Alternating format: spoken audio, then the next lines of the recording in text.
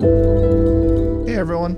Today the tables are turned on the Psychology Podcast as Andrew Yang interviews me. This conversation, which originally appeared on Andrew's podcast Yang Speaks, is a really meaningful one for me, as I was a big supporter of Andrew's presidential campaign, and now I'm a big supporter of his Mayoral NYC campaign. Andrew and I share a very similar humanistic viewpoint, and it was great to finally get together in a discussion with him about the need to reimagine education and my revised hierarchy of needs. Without further ado, I bring you my discussion with Andrew Yang. It is my pleasure and privilege. I've been looking forward to this ever since he and I connected, to welcome to Yang Speaks psychologist, author, actualizer of human potential. Pretty much everyone who wants good things in their lives should be listening to this man, Scott Barry Kaufman. Scott, welcome to the podcast. What a dream this come true this is for me. I've wanted to talk to you for a long time. It's such a pleasure to be here. Well, I felt the same way. You're such an incredible thinker, and your work is so up my alley. It's pretty wild. Likewise, it's bi-directional. Yeah, I agree. I feel like both of us have been approaching some of the same problems from kind of different angles, but would love for you to introduce yourself so that people can get a sense of your background. You have a PhD in cognitive psychology from Yale. You studied in the UK. I think you have like a BS in also cognitive science from Carnegie Mellon or one of these other very, very frankly, like esteemed institutions. But tell us a little bit more about yourself, like how you arrived at that point and how you became passionate about studying how people, frankly, can be like happier, healthier, stronger. Sure, yeah. So I'm a humanistic psychologist and I have a training in cognitive science, but I'm really interested in understanding what it means to be human, what it means to be a vital human, to live a life of meaning and purpose and creativity. And I really got interested in this topic as a young kid when I was put in special education for a learning disability that I had. And I felt as though the kids that were in the classroom with me in the special ed classroom were capable of so much greater things than anyone gave them credit for. And do you have a sense as to why they put you there or identified you in that way? Yeah, well, I had an auditory processing disability that just made it hard. I had a lot of fluid in my ears, so it just made it hard for me to process things in real time. I have a friend who had a son who had that issue, and then like his teachers categorized him as like like having a learning issue, and really you just couldn't hear stuff. I mean, that's all it was, yeah. And they took that extra couple milliseconds as some sort of indication that I was stupid. And not only that, but I was also like, I definitely was an oddball in terms of my creativity and my imagination. Like when all the other kids were sitting in the circle listening to the teacher read a story, I was running around in my Superman cape. So there definitely were, they didn't know what to do with me for sure. But I was put in special ed, and I remember even at a very young age that I just thinking to myself, there's got to be a way to show the teachers and parents what my friends are capable of here in special ed. I mean, they're capable of so many amazing things. And then, I got into this field wanting to study intelligence. And so that was my entryway into the field, was the cognitive science of intelligence and IQ testing. Wow, this is a very fraught topic. Now, I mean, and you were ahead of the curve because you've been studying this for decades at this point. So tell us more. Well, I was kept in special ed till 9th grade. And I remember just sitting there bored out of my mind. We were supposed to be taking untimed tests. They would remove me from the mainstream room, history classroom, and put me in a special room to take an untimed test. I remember thinking to myself, like, if this is untimed, I have the rest of my life to finish this test. So I'm like checked out. Like, this is boring. And a special ed teacher took me aside who had never seen me before. And after class, she just said, "I think I see you." It was like a terrifying moment. I was like, what is she saying? But she's like, I think that, why are you still here? I can tell that you're clearly not challenged. And it quickly turned from like, why am I here, to like, yeah, why am I here? And I called my mom. I ran to the payphone and I called my mom and I said, "Hey mom, I'm not reporting back to special ed ever again." And she's like, "Can we talk about this when you get home?" But I set up a whole meeting with like the school superintendent and the school psychologist and everything, because I was the first one in like Lower Merion High School the school district to break out of special ed. I was the first one to come, the student themselves say, you know what, I'm out of here. And they said, we'll let you out on a trial basis, which didn't feel like a great vote of confidence. They said, like, if you get out and you fail all your classes, you're coming back. So I said, okay, well, I'm going to prove you all wrong. And in one semester, I went from a D remedial, I wasn't supposed to ever go to college, to like straight A honor student in one semester. Yeah, and then you kept putting up straight A's, I assume, for a while to go to, a place like except for Carnegie Mellon. dance class in college, I got a C. Yeah. Well, you had a dance class at Carnegie Mellon, which I did not know. Actually, so this is more to the story. This is kind of interesting. The reason why I was in dance classes is because I was so determined to study intelligence and psychology that I went and I auditioned for the opera program at Carnegie Mellon, so I could still get into Carnegie Mellon. It turned out that I had some music talent.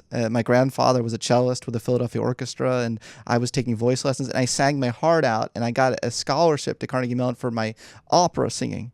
And then I transferred in through the back door to psychology once I got there. That's incredible. So you were such a talented singer that you could actually get into college on that basis? When did that talent become evident? After I got out of special ed in high school, I signed up for everything because I was like, what am I capable of? You have to understand, Andrew, I had prior to that moment at my education system, I only viewed myself as this disabled, broken kid, And then so I signed up for everything. I signed up. I was like, I'm going to do West Side Story. I'm going to do this and this. And I was joking one day with my friends. I had a friend who was in the choir, and I was in there and I was joking because I was like, you all sound like this. Oh. And then the choir teacher was like, that's really freaking good. Like, are you an opera? Like, do you have training? And I was like, no, I'm making fun of you all. And so it turned out like, I actually have an operatic voice. Who knew? And then I started to take some lessons, and I fell in love with like Les Mis, and my dream was to be Javert. And that was my audition song at Carnegie Mellon was Stars from Les Mis. What a story. So then when you went to college on the basis of your musical talent, did you know the entire time that you were going to frankly divert your energies from music to these other pursuits? Or did you show up thinking, maybe I will make a thing of this music career and then go to Broadway and the rest of it? Was that a thought? There was a thought that if I never got into the psychology program, that I'll just be on Broadway. That's fine. I'll settle for Broadway. But what happened is I discovered, I took a course on cognitive psychology with Ann Fay at Carnegie Mellon, and I was reading this textbook, and I got to the chapter on intelligence. And it was, Howard Gardner calls this a crystallizing experience. There's this moment in your life where you suddenly realize, oh, that's what I'm meant to be doing on this earth. And I looked at the front cover, and it said Robert Sternberg, Yale University, who was the author of the book. And in that moment, I said, that's it. I'm going to study with Robert Sternberg. I'm going to do everything that it takes. I'm going to be the grittiest mother beeper. And I don't know if I can curse on your podcast, but I'm going to be the grittiest person, person ever. And I'm going to make it into Yale and study with Robert Sternberg because he just inspired me so much with his thoughts about intelligence. Then he had creative and practical intelligence he said were important in addition to analytical intelligence. And I said, that's exactly what I've been saying since I was 5 years old. There are these ideas you have out there, and then when someone puts it into a term, you're like, yes! Yeah. And it's such a gift to the world.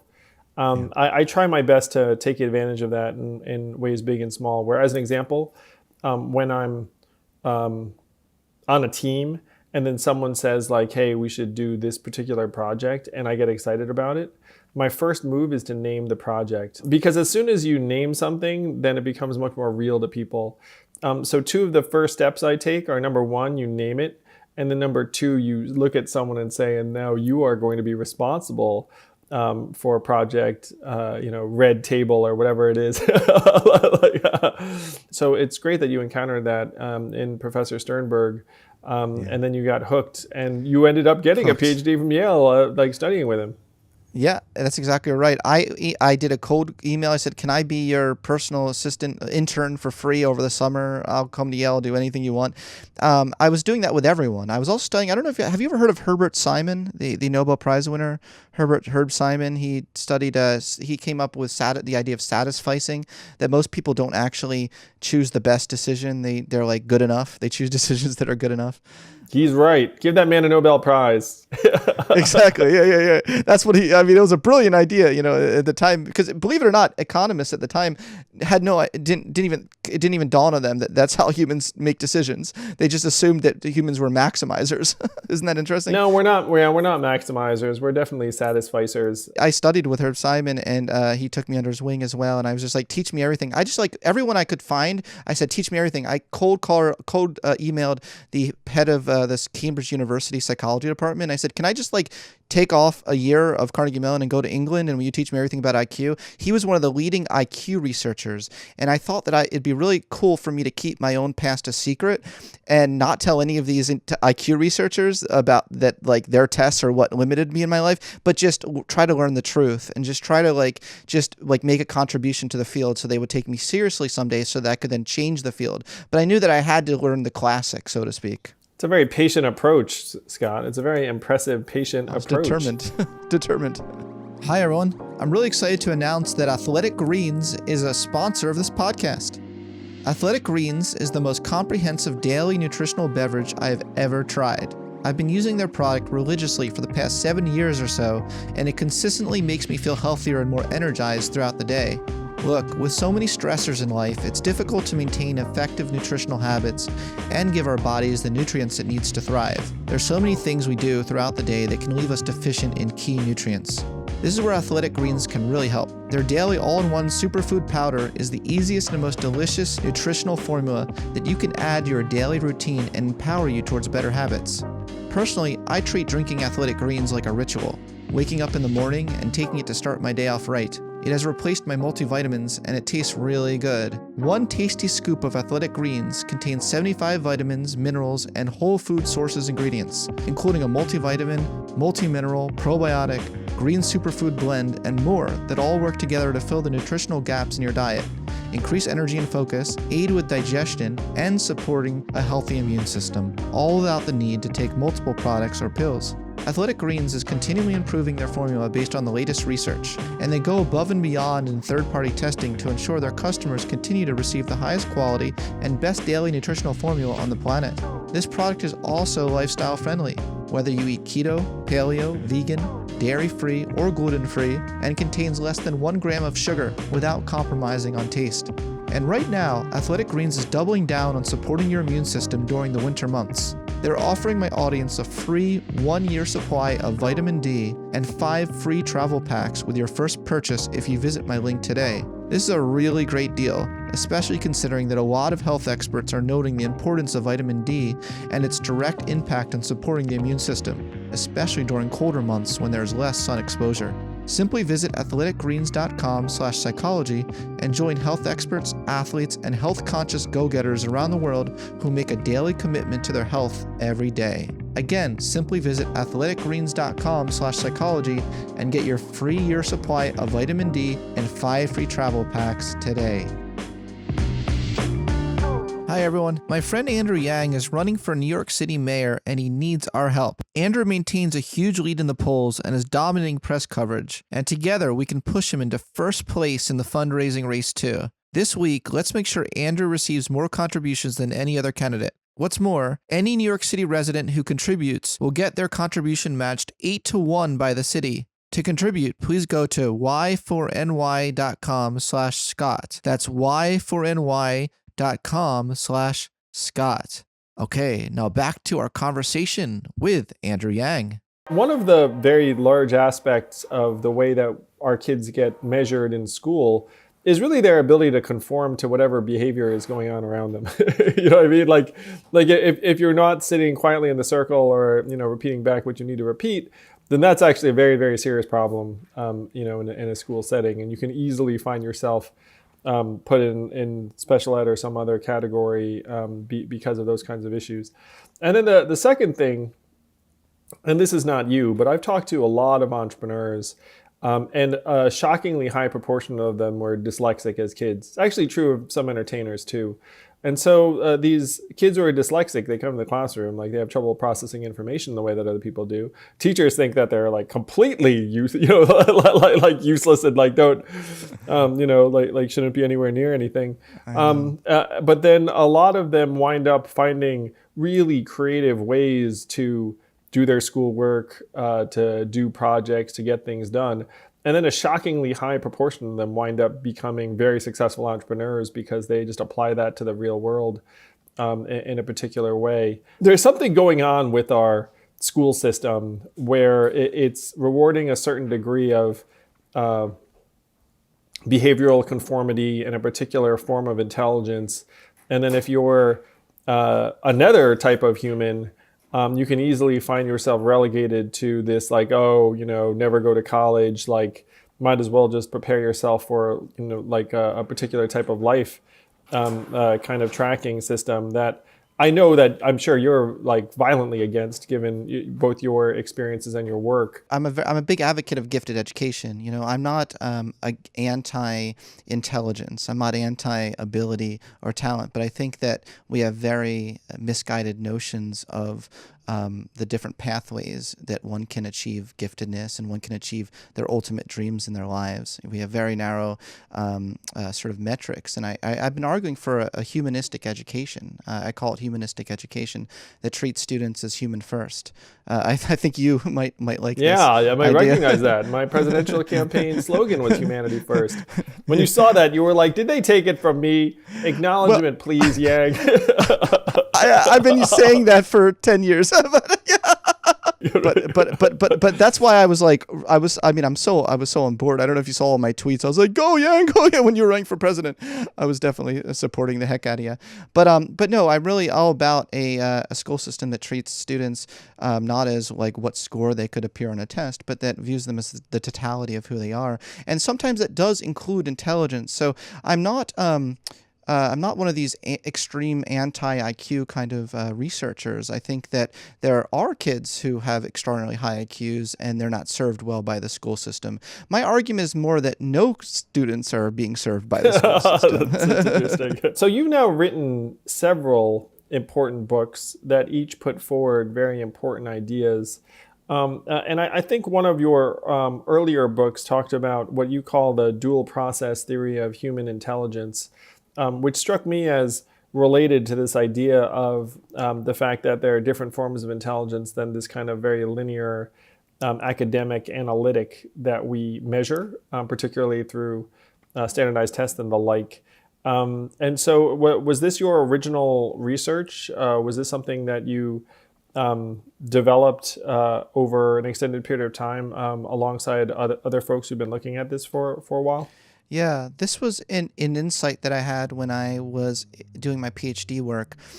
I knew that I wanted to go beyond the standard metrics of IQ, but I wanted to do it in a very systematic way that would earn me the respect of my fellow intelligence researchers. I didn't just want to say, you all are stupid, like the whole field sucks. No, I wanted to actually do something meaningful. And when I was looking to the literature, it dawned on me that almost all these IQ tests are all at the conscious level, like conscious reasoning.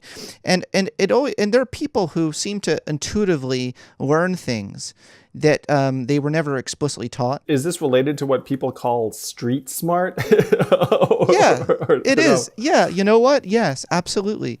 It's a core component of street smarts, absolutely. But it's also the core component of social skills. Being able to learn the patterns of the social world, but also just beauty, nature. I mean, it goes deep. There are these deep unconscious learning mechanisms that we share with other animals. Other animals aren't good at IQ tests, but they still have an adaptive intelligence. We do have these really intelligent systems, unconscious, intuitive systems. And my question that I was curious about is, what is the relationship between those who are really quick at picking things up intuitively versus those who are good at IQ tests.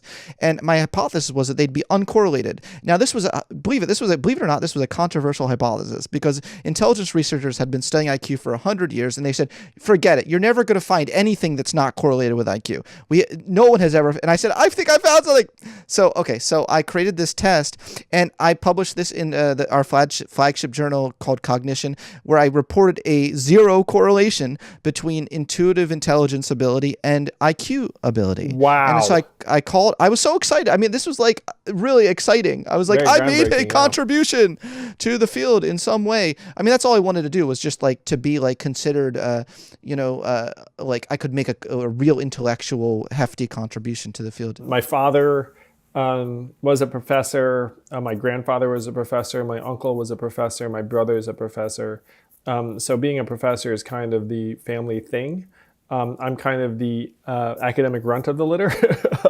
So I just wanted you to know that I understand when you say like I wanted to make an intellectual contribution, because when you're in that environment, like you want to put forward like a big idea or finding that is novel and groundbreaking.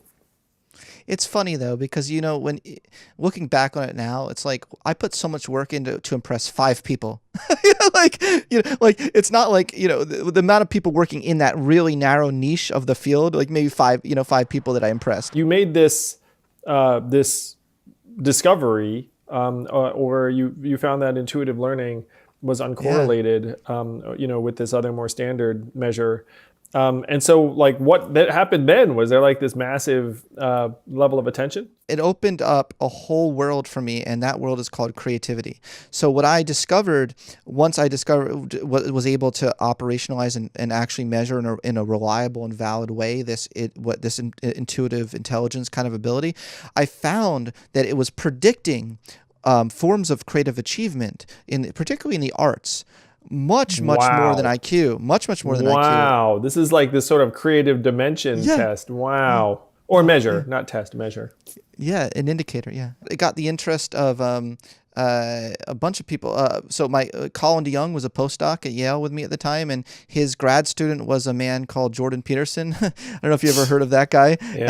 And so he hops on board. That we get this published, and this paper, this follow-up paper. So I did that initial paper, but then I did this follow-up paper showing that if you want to predict the arts achievement, it really is all about this openness to experience. It's all about this ability to really be open to your kind of inner emotions and appreciation of the patterns of beauty, and these sorts of things.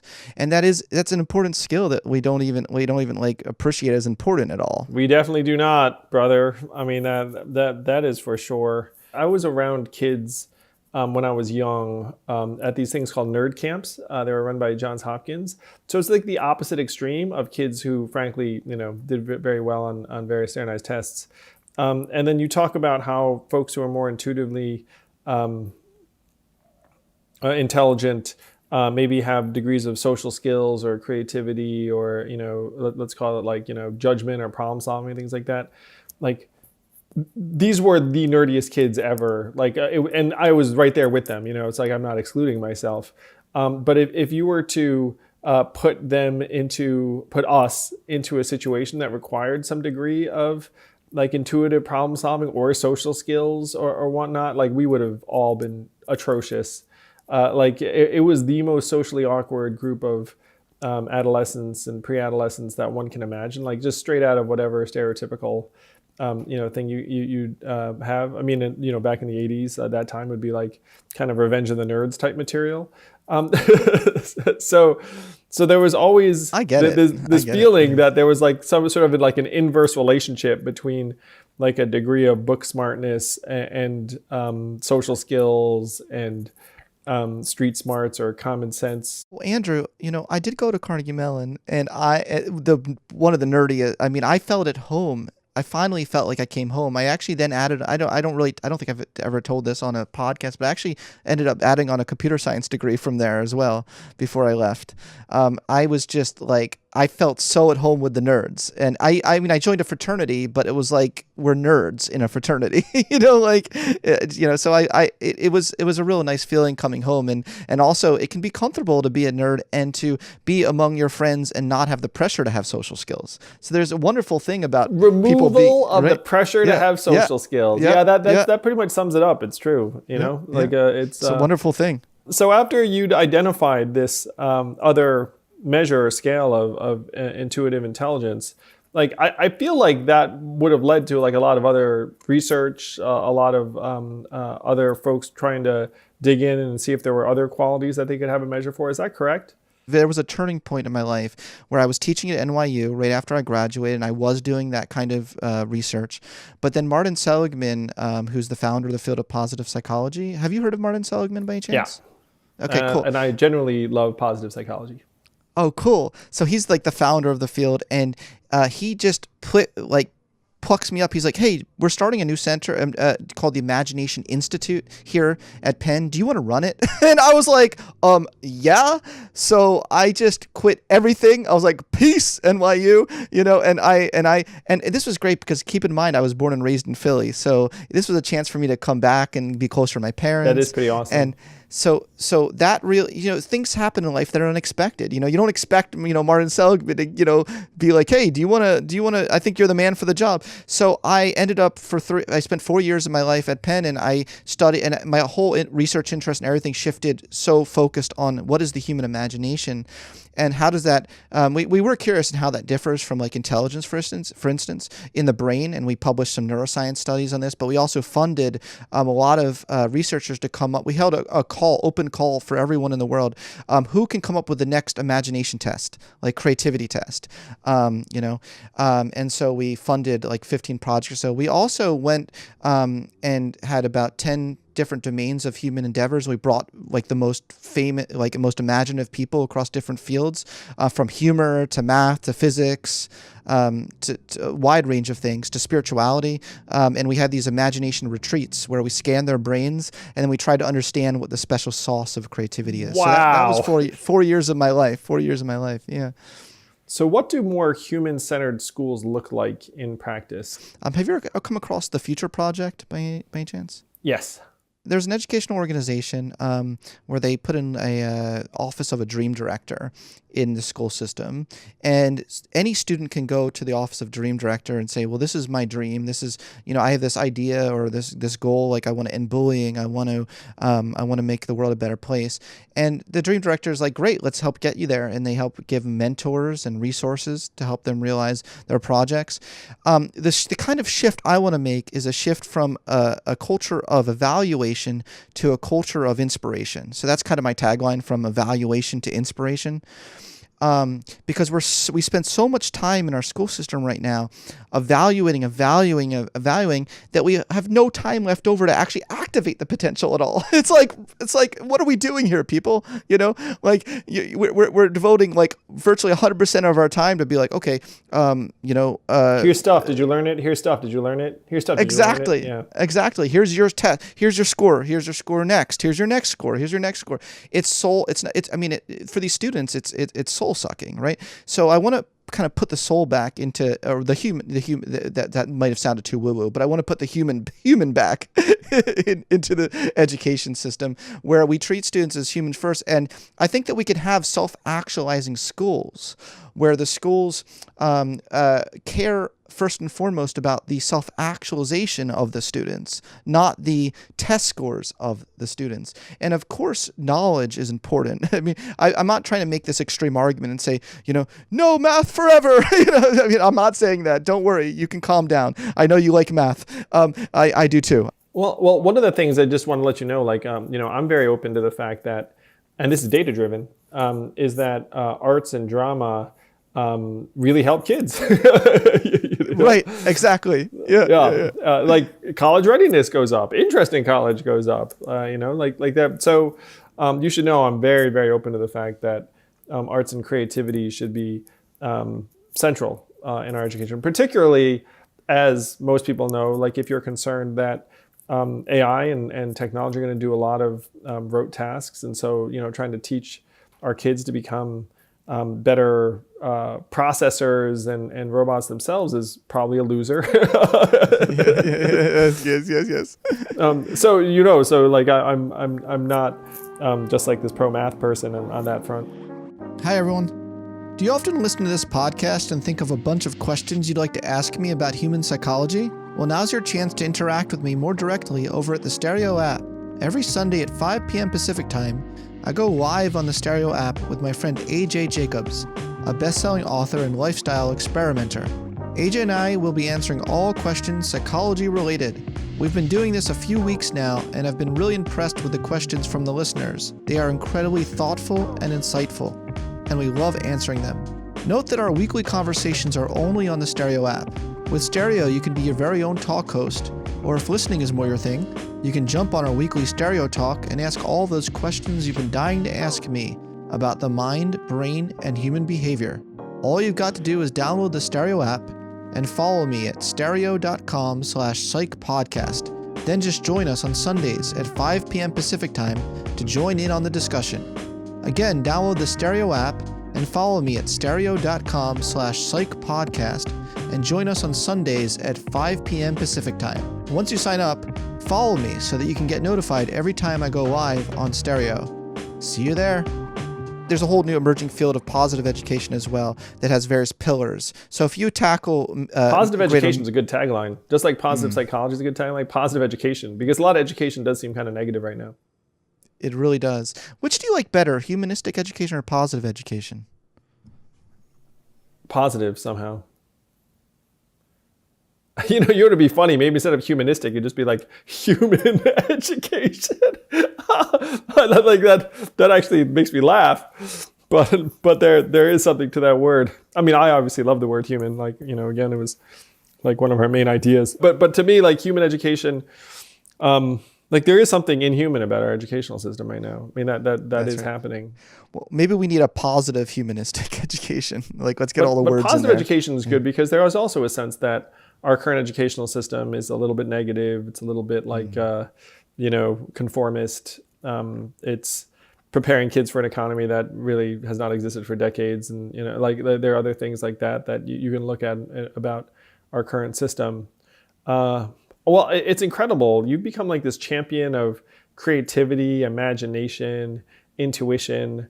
And it really is like at a whole different axis than a lot of our current schools are teaching at. So what is that movement looking like? Like, what is that energy? So you've got like Seligman and Penn, you've got like, but like, what does it look like writ large? And who are like the major figures in addition to you that are trying to push things in a more human direction? So they have big positive education conferences, you know, with like thousands of people from all over the world, you know, come to these conferences.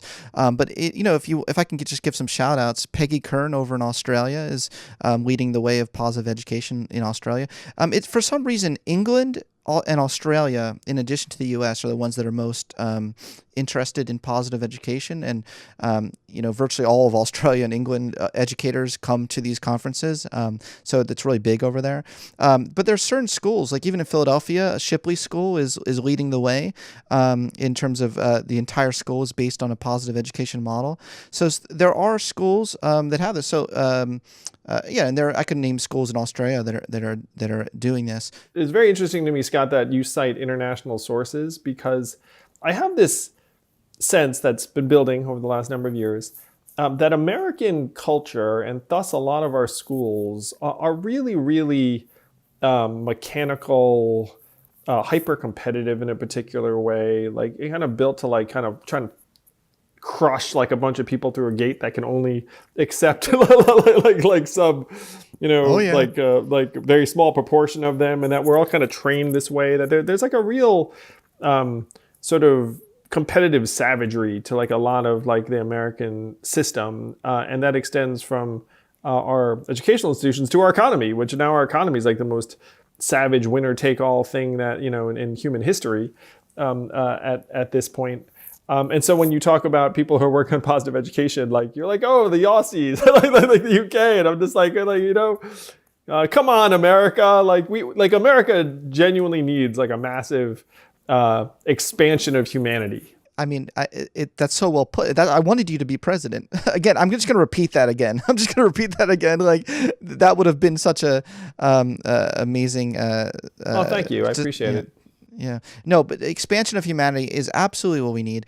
But if I may just go even a little bit further to more concrete proposals, because I really do believe in bringing in data. I believe in evidence. I don't want to make arguments. You know, if you try to build something on just ideology, for instance, that's like building something on a sandcastle. You know, like you need it to have evidence based to a certain degree, and you have to be flexible to update the evidence in light of new information. I think that these following basic human needs are things we need to learn more in an education system, and they have a really strong evidence base in positive psychology and humanistic psychology for them. So need for connection. Okay, that's a big one. In our school system right now, kids are profoundly lonely. Of course, right now being virtual, that's even worse. And then so you have need for safety, and that can include feeling as though your environment is that you have a secure attachment to your environment. Attachment theory comes into play here. It's important to have a secure attachment to not just your parents, but we don't often talk about the necessity of having a secure attachment to your teachers. Like who's talking about that? And what that just means is that you feel like, they have your back. If you fail, if you fall down, that you can trust. There's trust in your environment. We have a real trust crisis right now in America with each other. The next one in my revised hierarchy of needs is the need for self-esteem. But I specifically talk about healthy self-esteem versus narcissism. We do see a lot of narcissism around, in the current generation. When I say that, the current generation of kids get mad at me. A lot of it's social media, man. I mean, there's like a real, you literally have numbers attached to how many people like you. Exactly. But that's different. So narcissism is, how do you think you're better than others? But just a healthy self-esteem is that you just think you're worthy.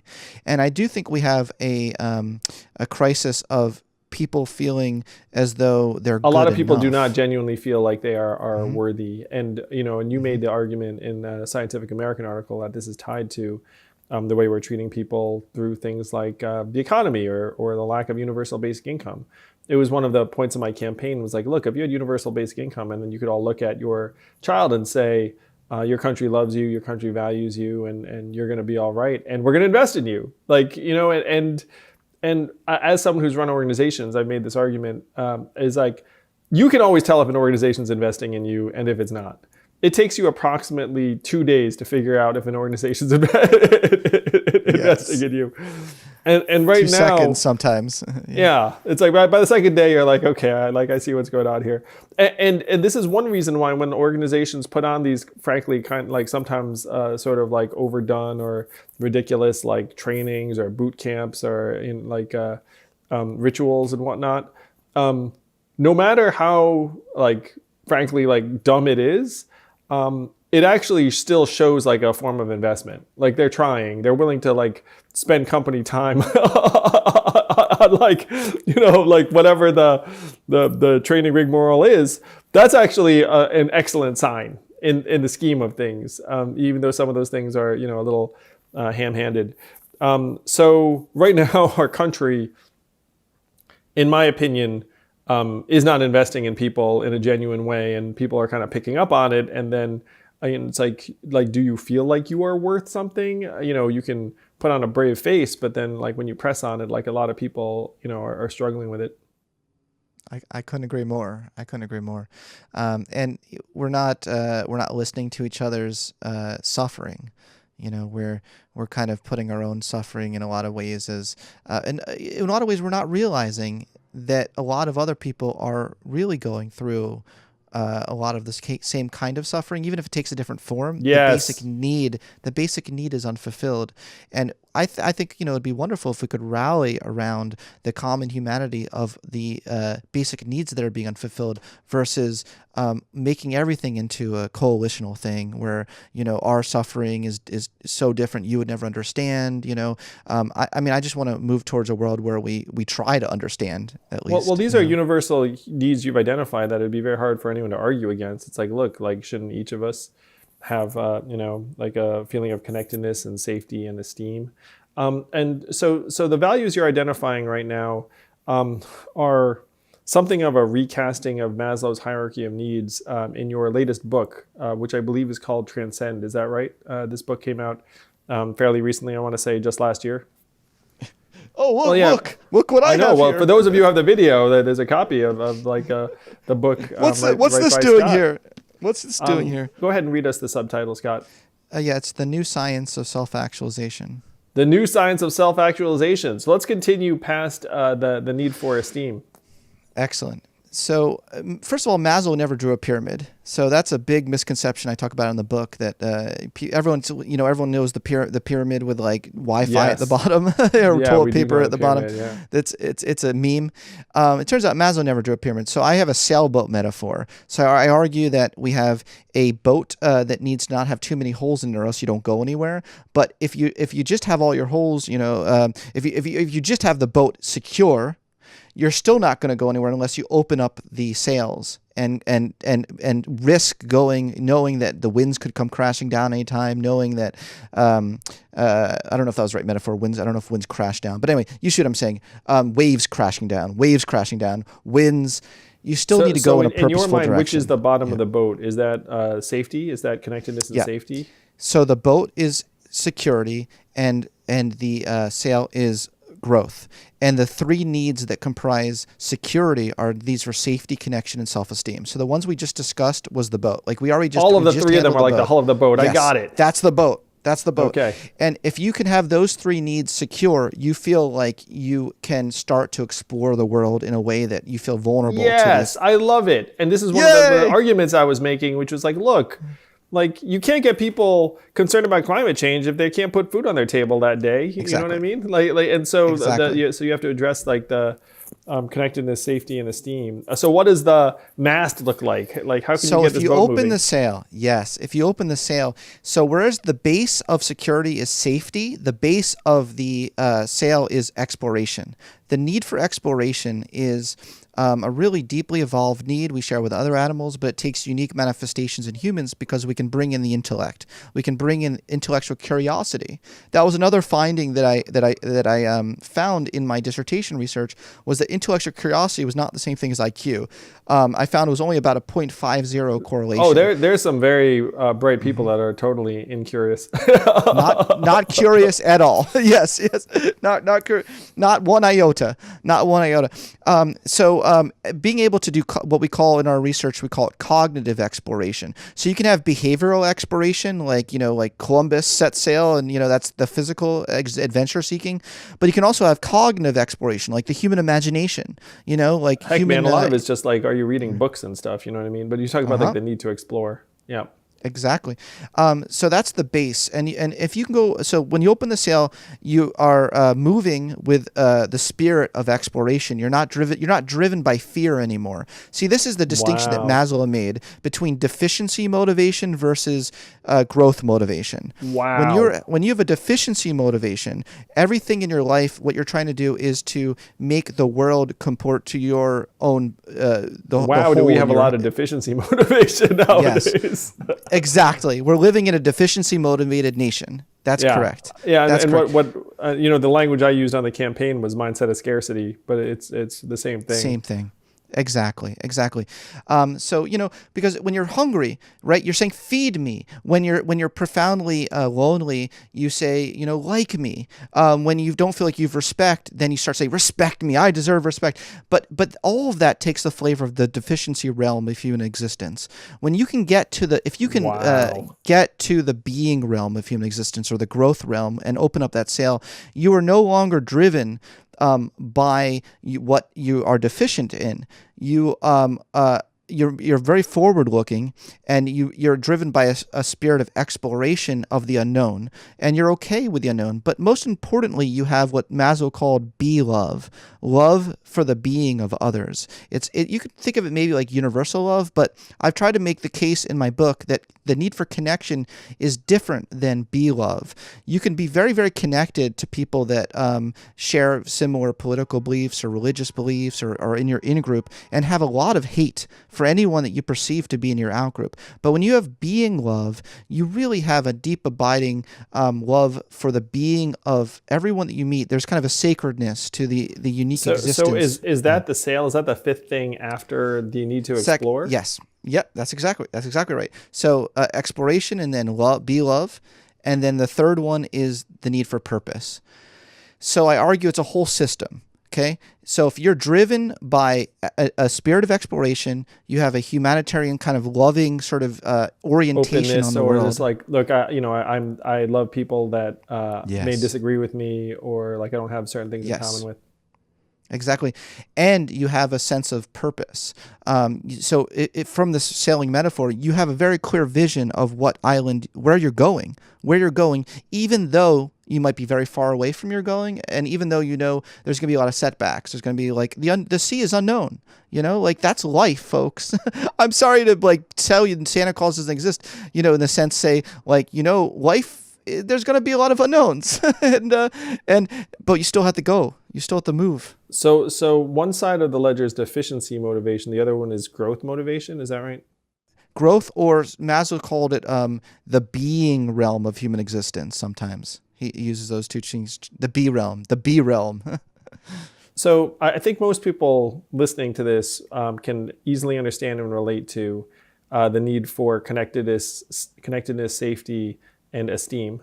If those things aren't present, then it's very, very difficult to feel like, you can make positive things happen, or even that, you deserve things. Like do deserve $1,000 a month. I mean, and then the higher order needs are around the ability to explore, to love people that aren't like you necessarily, and then have a purpose. If you ask many people, I think, like, what is your purpose? They'll look at you like, like it's a very, very odd question, frankly. And I think there are a lot of people that think like even trying to ascertain your purpose is like a very privileged pursuit, because at that point it must be that your other needs are being met. And this is all tied together, where there are so many Americans who are struggling right now in ways big and small that, it's like trying to have someone trying to address some of these higher questions. A lot of them aren't in position to be able to consider them, very rightfully so, and it's one reason why as a society we have to do a much better job of trying to address people's sense of safety and connectedness and esteem from day one. And I think our schools are not doing a good job of those things. It's not just schools. I mean, the fact is, like, one of the things I said on the campaign trail is that schools control about 35% of our kids' educational outcomes. And then the other 2/3 are family environments, income level, unfortunately, type of neighborhood, number of words read to them when they're a child, stress levels in the household, like all of these things. And so we're holding our schools in some ways to an impossible standard, because if like a kid's going home to an environment where they're not going to be able to learn, it's like, well, or in this case, maybe they haven't been in school for a year, and so they're going to show up, and it's like their ability to catch up is going to be more constrained or diminished. But this is an incredible framework, and it's something that I think most everyone can understand and would agree with, and it kind of builds on and adapts Maslow's work in a way that's, I think, very directed and actually more practical in a way. Because like I think we've all heard Maslow's hierarchy of needs, and then you're like, all right, like see the pyramid. Whereas I feel like your work is a little bit more instructive, like it moves us in a direction. And these are the ideas from your book, Transcend, the New Science of Self-Actualization. That's right. Yeah, that's right. And has the response to this book been positive? I'm sure it has been. I'm sure a lot of people are excited about it. Yeah, I'm really, really pleased at the reception in the field of psychology. Just almost just universal kind of that seems very immodest to say that, universal praise, but But it's like if that's but like I don't know how to say it in a way that I don't come People across like as it. like, It's okay, Scott. yeah, You can say people that. like It's it. fine. People like it. I've just been very, very pleased with the reception. Aaron Beck, who the founder of cognitive behavioral therapy, he's 99 years old, and he wrote a blurb. He said, "This is a significant advance in psychology," and so that was a Wow, really, such high praise. yeah, That must have been so meaningful to yeah, you. that was like I was in tears, you know, yeah, yeah. That must have really given you some bee love. Yes, yes, yes. You're For fulfilling sure. your purpose, Scott. I mean, you really are fulfilling your purpose. It's actually So are you. tremendous to see. And I think when someone's doing the kind of work that you can feel like comes from a very deep place within them and it's happening, like people do sense it. I think it's one reason why people are drawn to you. I mean, you're doing what you're meant to do for sure. And you're making such incredible contributions. If someone wants to keep up with you, support your work, find out more about your ideas, like how can they follow you or get in touch? Oh, thanks, Andrew. Oh, well, my webpage, scottbarrykaufman.com, I have kind of everything there. So my podcast, I host the Psychology Podcast, which all the episodes can be found on there. And I have resources section. If you're a parent, you're a teacher, or you're an adult and you want to self-actualize, I have lots of free resources. So I kind of put everything there on my webpage.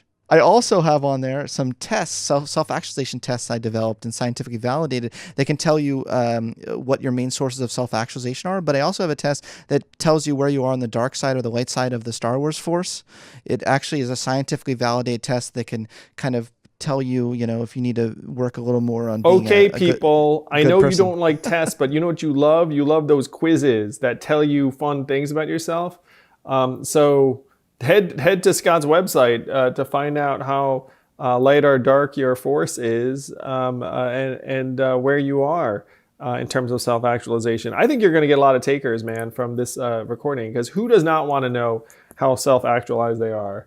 I'm so glad we finally got to connect, Scott. You're a force for humanity, and I'm thrilled to have someone like you fighting for the positive changes that so many of us know we need in the world. Consider me a friend and ally, and hopefully we will have more people see how important your work is.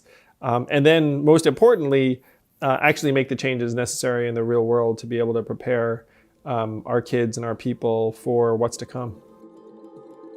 Thank you. That means a lot to me. It was so fun talking to you today. And thanks for listening to this episode of the Psychology Podcast. Do you have a bunch of questions? Do you want to just nerd out with me about all things psychology related?